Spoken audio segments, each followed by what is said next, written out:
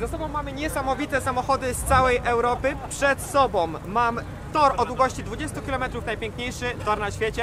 To znaczy, że jestem na Nordschleife, moim ulubionym miejscu na ziemi. I jest tutaj pewien szczególny powód, dla którego tutaj jestem.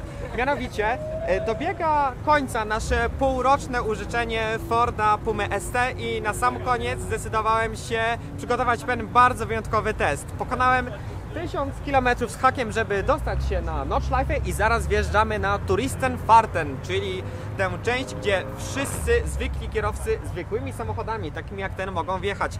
No i zobaczymy, co się stanie.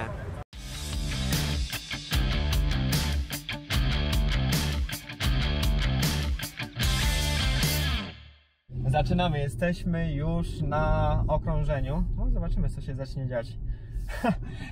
No, ruch jest dzisiaj bardzo duży, więc spodziewam się małego chaosu na torze. No na pewno zaraz to wszystko troszkę się rozpierzchnie.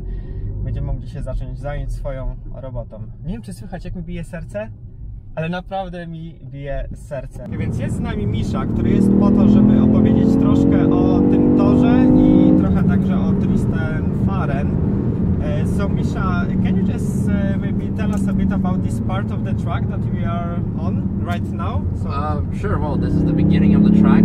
First of all, we passed the Schmidt's corner that has been named after the Queen of the Nuerburgring on 11th September this year, so not so long ago, slightly more than 2 weeks ago. Now we're going through Hatzenbach, the section which is very important for agility, so lots of corners, and then going towards towards and from here on it's actually a lot about top speed. So your earlier complaints about having too little power is going to be noticeable here, but later on even more. But still very nice. Like from your experience, yeah. So you think that which is like the more exciting or emotional? Because I see some really crazy stuff, you know, taking place on the Touristenfahrten as well. So, but I guess, you know, racing is yet another thing on the track. Absolutely. I mean, both are unique experiences. On top, you also have the industry pole, and then also the well, industry pole. You're not driving unless you're a development driver. You have track days where you can drive yourself. You have the tourist part, and also finally races itself. And every single one is a very unique experience. But track days and TF are kind of combined, and then you have the races on the other hand. The beauty of the Nuerburgring or the Nuerburgring Nordschleife is whether we talk about the Touristenfahrten or the races, you will have on the same event a big variety of cars. Right. On the races, when we talk about NLS, the Nuerburgring Endurance Series, you would have an old Golf 3 or even an old Golf 2 or 1 or old Opel Manta on the same grid as the new GT3 race car of GT3 or Porsche GT3R. And this makes it unique for the fans. Right. But then you come here in TF and look at that. We have here the new Puma ST. We have ahead of us BMW E30. Next to it, somewhere in between, a Honda Civic Type R EP3. And then we saw some Porsches. We saw the latest, newest cars. The Toyota Yaris, the GR Yaris is behind us right now. It's so impressive to see such a variety of cars, but also a variety of drivers. People who come here to make their life goal come true, to just come and drive here for the first time ever, or people who live here like me and just drive here every single day. People who build a car especially for this. People who just ended up here on a holiday trip with their family, with their dog, and they decided like, oh, you know what, I'm gonna come here and do a lap. That's possible as well. There ahead of us we have an old G-Series Porsche. People with old timers, and this is what makes this track so unique and beautiful, because you would meet here all kinds of cars, all kinds of people, but in the end, after the lap, you come off, you go into the parking lot, and there everyone is equal. Like a guy with the old Porsche or with the old shitbox BMW or whatever, who spent his whole life building it, might be faster than like the director of a bank with the latest Ferrari, and the director of the bank with the Ferrari will come to the guy with his shitbox and say like, dude, this is awesome, you have such a cool car and you were faster than me, or here, MX-5, flying by everyone. And he will tell him like, dude, you're such a great driver, can you maybe like take me out in your car because like my dad used to have one of those or something like that, you know? Right. Everyone is equal, and this is what makes this place so beautiful, and this is why everyone falls in love with it. And in the end, it gets quite expensive because there is no other place like that in the world. Once you come here, you're just hooked forever, and you will always have unforgettable experiences. So the faster, because you're getting a bit of pace, Yeah. that only now you feel how narrow the track is and how the barriers are also narrow. So you really don't have any space for mistake on the whole track, basically. Yeah. There aren't any like safe places on Nordschleife, and there are only the even more dangerous ones. Yeah. I guess. Exactly. This is what makes this track very demanding. That you shouldn't run off the track. But hey, then again, those barriers are there for a reason, because when they were placed in 1969, it was because look around you, it's only trees. Yeah. So I would rather go into a barrier than in a tree. Yeah. And that's why they are there. And it would be impossible to create like safety zones based on the topography of the track, because not only there are trees, there's also just like it falls downhill, you know. Yeah. You cannot make gravel tracks because you would need to make it will be impossible and unnecessary anyway. Because it's I like it the way it is. It's one of the last real tracks in the world where it's about the driver. That's also an interesting thing for Nordschleife, from my perspective, is that on this kind of a track you see which cars are really meant for track use and which owners do use their cars on the track and which are just for show off. And for example, I see so many Porsches and so many BMWs M3s and M4s on the track. I think that's telling that, you know, that it's kind of a car that people really use for, okay, like this is some crazy stuff, BMW M3 just taking by. So like I said, quite a number of fast BMWs M3s on the track. Yeah, M3s are definitely, I would say, driver's favorite, together with Porsche, but it's a completely different budget level when we talk about Porsche. I think that pros also go on this kind of Touristenfahren, or the guys that just passed us are like, you know. It depends. It really depends. I mean, some guys are really fast, and some drivers end up, of course, driving here either also just for fun, just like to really enjoy their time at the track and enjoy their car. So of course, pros do drive TF, but I know a lot of like an actual real pro, when we talk about paint drivers or real factory drivers for Porsche, for AMG, for whatever, they actually do not go in TF. Because they honestly just simply don't have time for it. Because if they're here, they're actually driving racers, or they get the driving time to do it. Or some people are also actually biased and they say like, hey, it's actually too much traffic for me, or so, inexperienced drivers. Yeah, some people doing videos instead of, you know, being focused on driving.